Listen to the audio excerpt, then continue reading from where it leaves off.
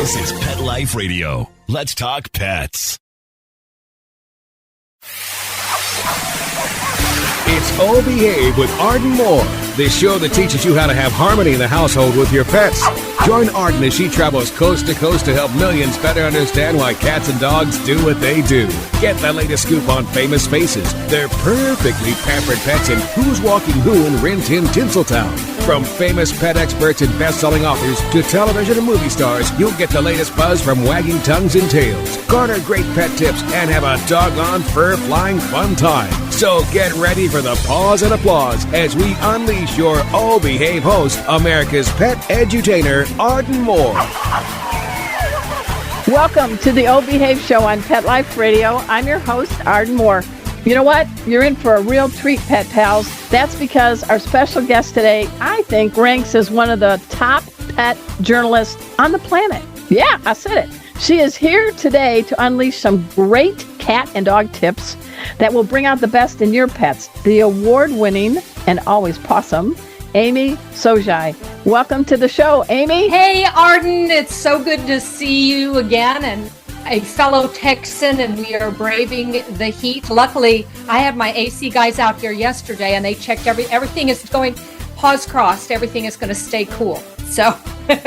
Well, I'm laughing because I'm recording the show in my backyard office in Dallas, Ard's Den, and I normally have 2 dogs and a cat, but now we have 5 dogs and 1 cat because I'm taking care of my sister's dogs. And I think I found the mute button on them. They're being hush puppies. Ba-dum-bum. Hey, everyone. Rim shot. Amy Shojai does so many wonderful things. She has strong typing fingers. She's very good in theater. She knows fiction, nonfiction. She's going to help us out. But we got to take this break. So you all know the drill. Let's just sit and stay, and we'll be right back. Time for a pause. 4 furry ones, actually. Sit and stay. Oh Behave will be right back. Kitty Poo Club reinvented the litter box. No more scrubbing that stinky plastic tray. Or worrying, oh my God, do my guests smell that? No cleaning, no scrubbing, no more stink. You are going to love it. Your cats are going to love it. Go to kittypooclub.com, and when you order, save 30% on your first auto ship. Visit kittypooclub.com, use code MEOW30 at checkout, and join the club, the Kitty Poo Club. Let's talk pets on PetLifeRadio.com. Oh Behave is back with more tail-wagging ways to achieve harmony in the household with your pets. Now, back to your fetching host, America's pet edutainer, Arden Moore. Welcome back to the Oh Behave show on Pet Life Radio. I'm your host, Arden Moore. Now, my guest is pet expert Amy Shojai. I could name everything that she does, but we only have 30 minutes in this show. But I think you and I was trying to figure it out, Amy. I think we've been friends since way back to 1999 when you partied, whatever, like Prince said. And I had joined the Cat Writers Association. That is CWA that you helped create. And I can't believe it. We're celebrating the 30th anniversary. Right. Of the incorporation. It's crazy. Yeah, it was actually our very first meeting was 1992. So, wow. Yeah, I think CWA, though, we're cats. We land on our feet. We're in like our 5th life. So I think we're going to go strong for a long, long time here. For a while, we were just kittens kind of getting our feelings, and but yeah, we're in our prime now, I think. Well, I like the way you described it, because that's been your career too, because you have evolved. I'm thinking back in the early 90s or whatever, even late 80s, no one heard of Facebook. I think the only keyword that we used that started with the letter F was fax machine, right? Oh, right. Yes. I was my first writing assignments. It was all done snail mail, sometimes by fax. No email. My husband is an electrical engineer, and email was for the techie guys at work. We didn't have email at home. He had it at work. We didn't have it at home. And so it was always, when I was still working a real job, I was running home on my lunch hour and calling the West Coast because of the time difference to do my interviews, and then staying up late after work to do the writing. You did the same thing. Yeah. Yeah, we live in an instant me now kind of world of communication. I don't have a fax machine. I don't Not anymore. have a No. landline anymore. I do. I have apps. Oh, okay. And I have QR tags. I feel cool. I have QR tags, but we have to keep up with the times. Don't you agree? Oh, absolutely. It's a constant situation where you're reinventing yourself. I mean, I railed against it for years, arguing with editors over taking electronic rights along with print rights. Oh, Because, okay. there was a big dust up way back in the day, because they weren't willing to pay extra for that. And now, of course, a lot of the print things have gone away and it's all electronic rights. So I had a great deal because I kept my electronic rights and could resell those. But yeah, it was kind of a paw wrestling deal there for a while. Well, I'm laughing, folks. I want you all to go to her site. It's Shojai. It's SHOJAI.com. Thank you for keeping it in a very small lettered URL. That makes it easy, right? Right. But you're going to get into some pet tips, but I wanted people to get a little flavor for what you all are about. I mean, if you want to learn about cats and dogs, our guest, Amy Shojai, does it in so many avenues, so many platforms. I mean, I was looking on your site. You can, let's see, I think you said, quote, I blog, I speak, I send newsletters, I post videos. So many ways to ask me stuff. Yep. Tell me why it's so important in 2023 in your role as a pet educator, really, all these avenues. And that's a lot of balls juggling. It is. And, sometimes you drop a ball and hopefully it bounces, but you just have to keep going because different people learn in different ways, just like cats and dogs learn in different ways. And they still want the information. I have readers. I have very faithful readers who want a print book. My dad wants a hardcover book. Other people want an e-book, or they want to go online to a newsletter where, my newsletter goes out every Saturday morning. There's a roundup of the blogs that go to my newsletter. So they don't even have to remember it comes to their inbox. It's very easy. So there's all different ways. I have a software program that can turn a blog post into a video so that they can listen. Really? I want to know about that. That's neat. It's very cool. That's a part of AI that I like because it's an AI kind of a thing, artificial intelligence. In fact, the last part of my latest thriller, I was having problems getting stuff done. And so I invested in a software program called Dragon it's an artificial intelligence. You speak into the microphone and it dictates onto the screen for you. So the last part of the book was written with an automated dictation software. And then I went back in and edited it. And my editor, it was really funny because she said, I can tell where you changed because the dictation, I had to be very careful how I spoke. So instead of saying, I don't know, it was, I do not know. She said, so some of your voice.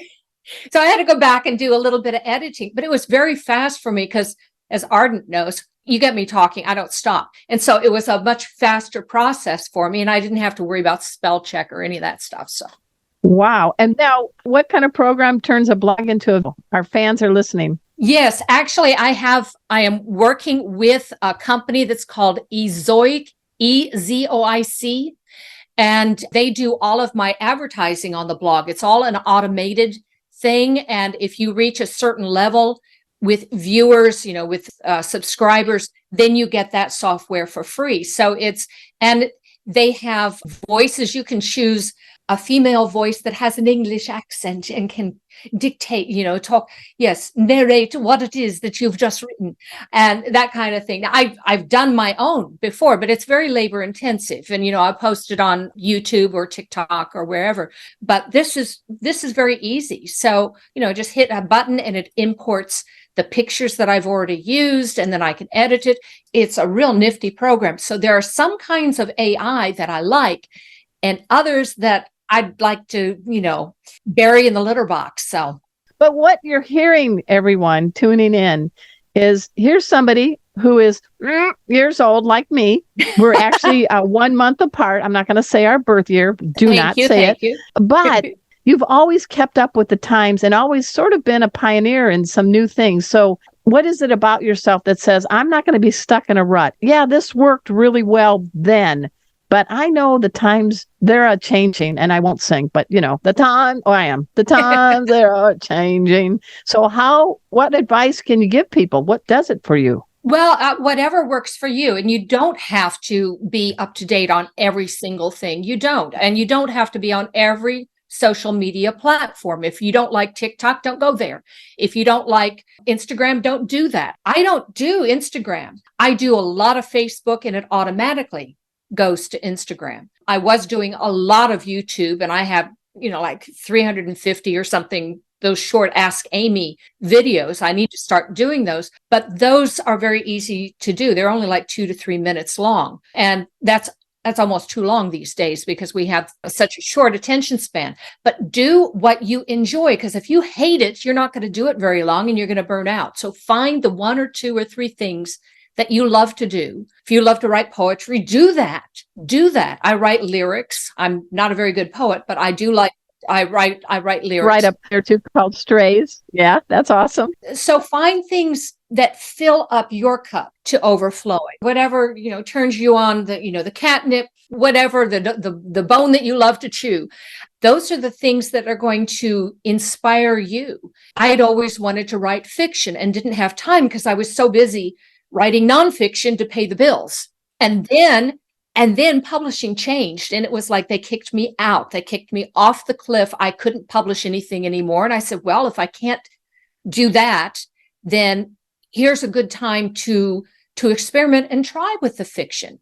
And it was just about the time that self-publishing was coming about, and I hooked up with a small independent press, and that kind of launched my fiction writing career. But I wrote what I loved, and the first book I wrote was the one I had always wanted to read and couldn't find. So I wrote my passion, and I was just very fortunate that other people seemed to like it too. And here we are with book 7 in the series and more to come. Oh my gosh. Well, please tell, because you're on now Dare or Die. And Right. We're going to get to the pet tips in a minute, but we're kind of showing the evolution of Amy Shojai. So you realized, yeah, you could do nonfiction.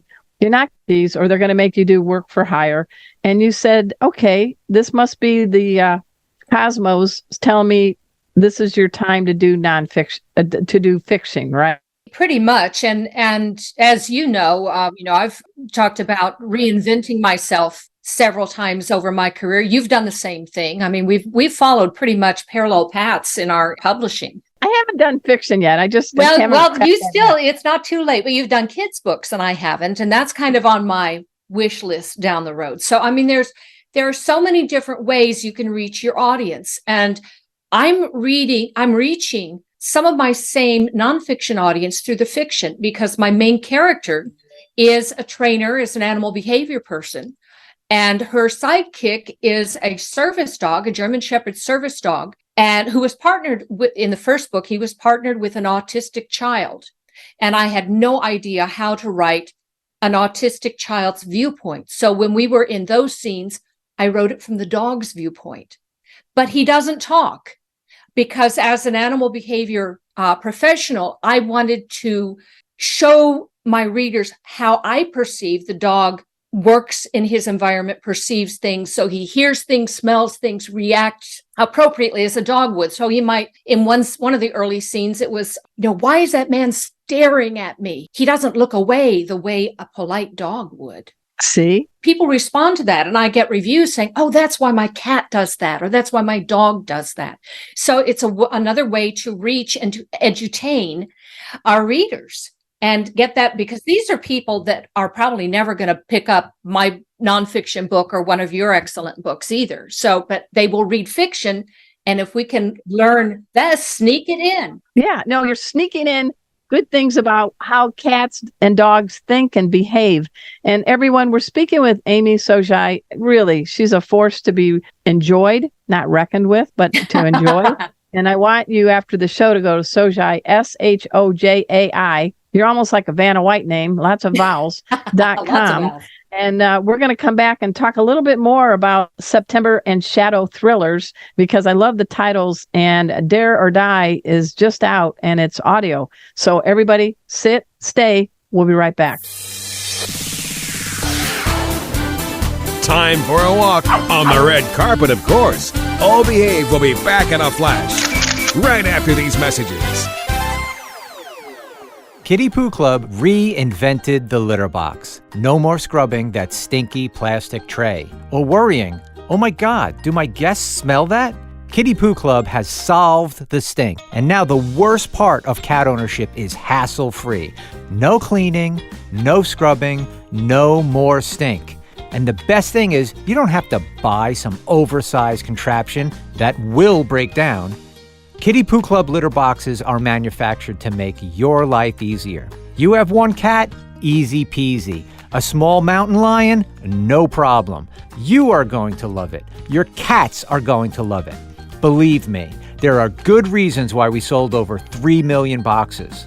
Go to kittypooclub.com, read the amazing reviews, and when you order, save 30% on your first auto ship. Visit kittypooclub.com, use code MEOW30 at checkout, and join the club, the Kitty Poo Club. Let's talk pets Let's talk pets on Pet Life Radio. Pet Life Radio. PetLifeRadio.com. Hey, this is Catherine Heigl, and you are listening to Miss Arden Moore on Oh Behave on Pet Life Radio. Tune in for more fantastic ideas and tips for your dogs and cats and pets. We're back from the lot. Just checked the paper and we had a record showing at the box. The letterbox, that is. Now back to Oh Behave. Here's Arden. Welcome back to the O Behave Show on Pet Life Radio. I'm your host, Arden Moore. I have my good friend, Amy Shojai, on. She is an accomplished author. She's dedicated to give you the answers about your dogs and cats in any way she thinks you can help learn, whether it's a newsletter, a nonfiction book, a fiction book, audio, YouTube, on and on. You know, you get the word out for sure. September and Shadow Thrillers. You purposely you name the titles? I got them in front of me, but I'm going to see how good you are. You've got 7 books and they all have only 3 words in each title. Can you do it? That's beginning to be a little bit of a challenge. So I've got Lost and Found was first, then Hide and Seek, Show and Tell, Fight or Flight, Hit and Run, Win or Lose, and now Dare or Die. And the one after this is Sink or Swim. So I still got it going. You're like a Sue Grafton writer. Remember, she went through the whole alphabet A to Z and got them all done. So you're doing it. You're smarter because you don't have to do the alphabet, but you still have to come up with 3 words and they have to kind of opposite or whatever, right? Right. And they have to be active verbs. So, they have to be a verb that's going to be in action. And then they have to have something to do with the plot. So sometimes the title inspires the plot, and other times I've written the book first and that kind of inspires what the title is. And I have problems.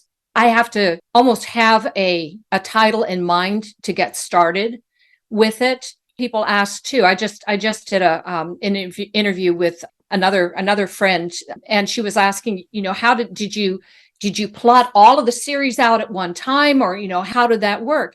And I said, well, actually, I wrote the first book. I thought it was going to be a one-off. I thought it was a standalone book, and I was because it took me 5-6 years to do the first book. And then people kept asking, well, but you kept saying these things had happened in September's past, and what were they? And how did and so I had to do a second book to explain some of her backstory.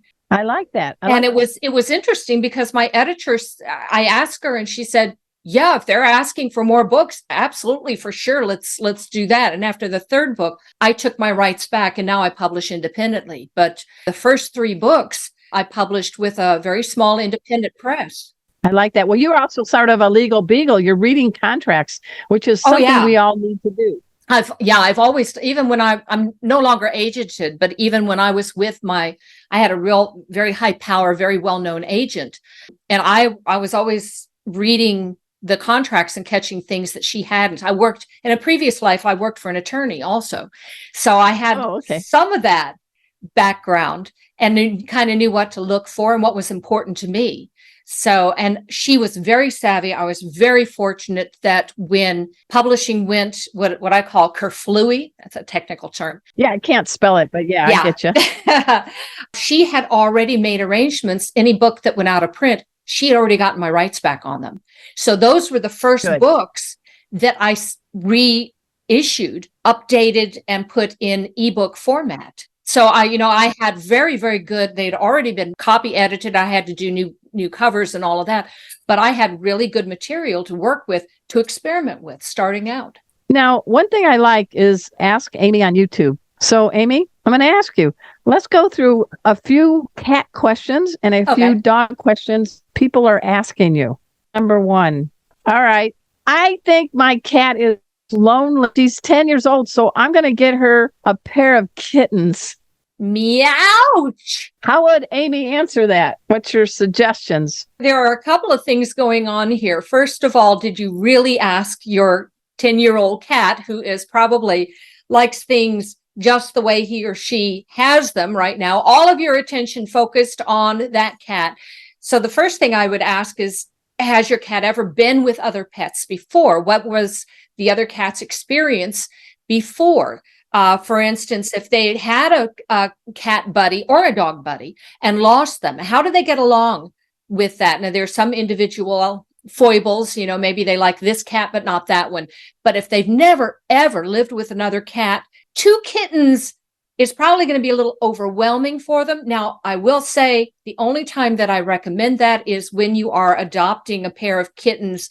If you get a pair together, they're going to attack each other and not your ankles, and they're going to teach each other kind of the rules of the road.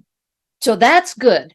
But, if it's a really, really friendly, savvy cat that enjoys that, terrific. Otherwise, you might want to think a little bit more along the lines of maybe another adult cat that also already gets along with cats, because a kitten is has no off switch. Okay. I have 5 dogs here right now I'm taking care of, my sister's dogs and my 2 dogs. It's hilarious. When it's time to go potty, they all go outside, and whoever pees first, everyone gets in line and pees on top of the pee. Why are they doing that?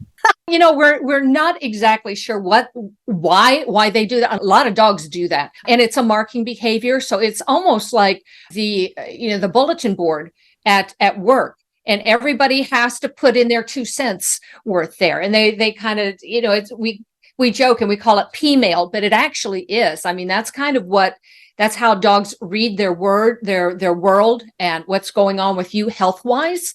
What's, maybe the first one that marks is the big guy, the big dog on campus, and the others just kind of want to follow in his paw steps. So there's a number of different things that might be going on there, but it's funny because some will and others don't. Yeah. And others don't. And it's a very kind of individual thing. Let's keep this potty habit theme going for cats. Why does my cat insist on following me to the bathroom? That's a great one. I have a handout on that one on my blog.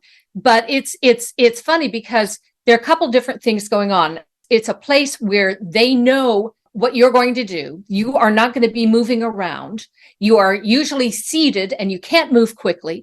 There is a vanity there where they can get at eye level, and they have you at their command at that point. And then also there's that old saw that a closed door is just asking for the cat to paw at it. And, cats don't believe in closed doors. They want to know what's going on. There's several different things going on. The biggest thing, though, is that it's a cool place. Maybe they like the temperature difference, but it's a place that they can anticipate what is going to happen, and they are in control. When we're standing up and running around and reaching for them, they have no control. This way, when you're sitting down, especially, if that's what you're doing, you're sitting down, you can't get up and chase them if they're doing something else. And maybe you turn the water faucet on and they like to do that, or that, there's some chaining behaviors that they can always anticipate what's going to happen in that little room. I like it. Now, all right, what about the dog who's barking? There's a deliverer coming up the steps. Why should you never go, shut up? I said, shut up. I said, shut up. Well, dogs, they want to tell us what's going on. And that's in the description of dog jobs. They are there to alert us to anything that's different. A dog's bark is basically it's a fire alarm to say, hey, did you see that? Oh my gosh, that's so exciting. Or danger, Will Robinson, or, whatever it may be. And what happens is if they're frightened or they're scared or there's something and they bark, and then the mailman turns around and goes away, it worked.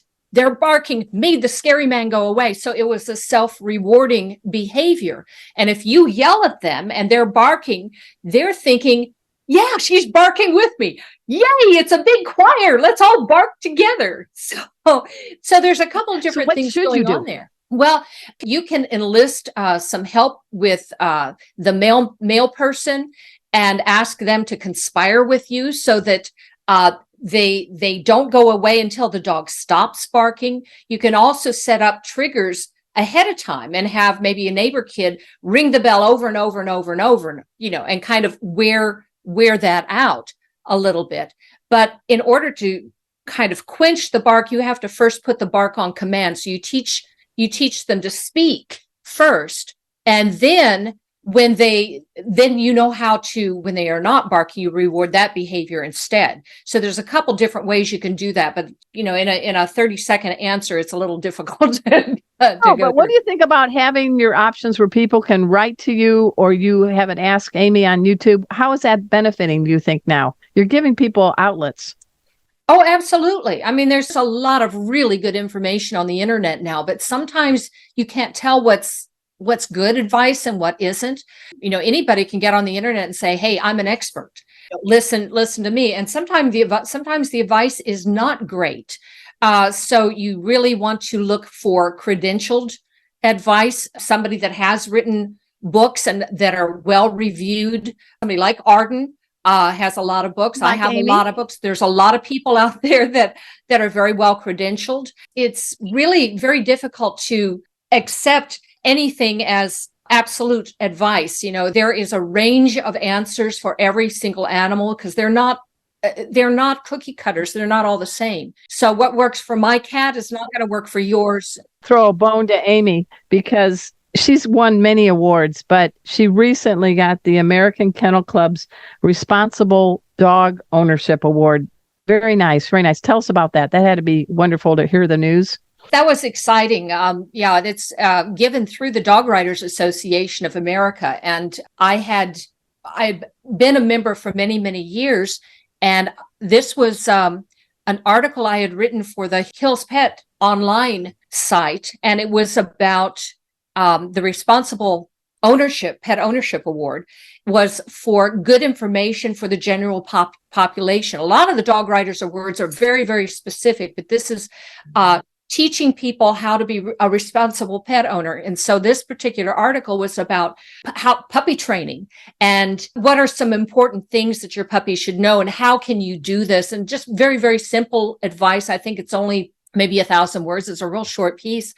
But I was absolutely thrilled because it's judged by our peers who also do this, that are professional dog writers. They do this for a living and they're very, very savvy people. They know what they're doing. And so that really made my day. I was very excited. You won an award. You won a Dog Writers Award also, though. Come on. You won for this. Yeah.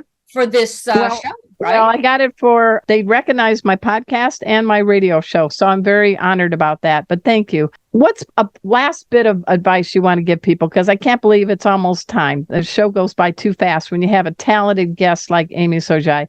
What's something you would love if you could be a dog or a cat? What's something you'd want to tell us that might have a connection with them better?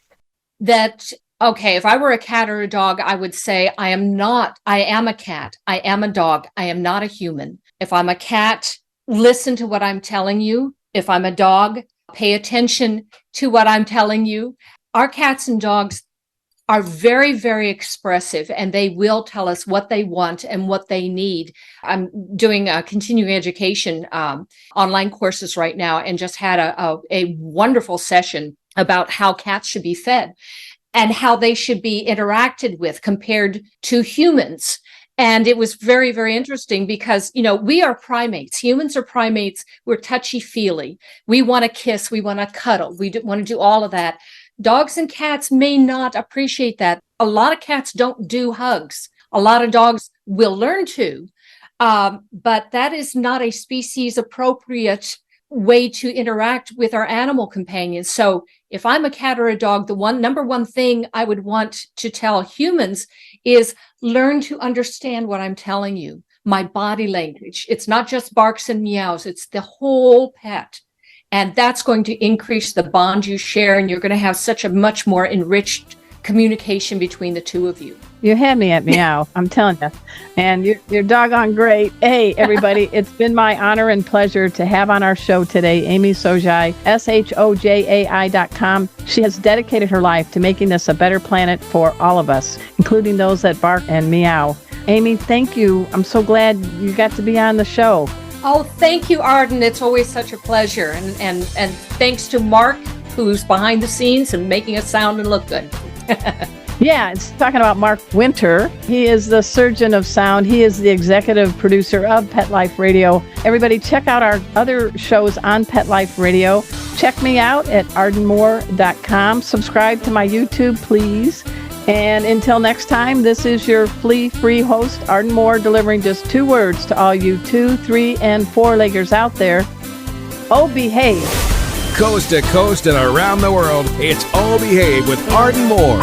Find out why cats and dogs do the things they do and get the latest buzz from wagging tongues and tails in Rin Tin Tinseltown. From famous pet experts and best-selling authors to television and movie stars, you'll get great tail-wagging pet tips and have a fur-flying fun time. Oh Behave with America's pet edutainer, Arden Moore.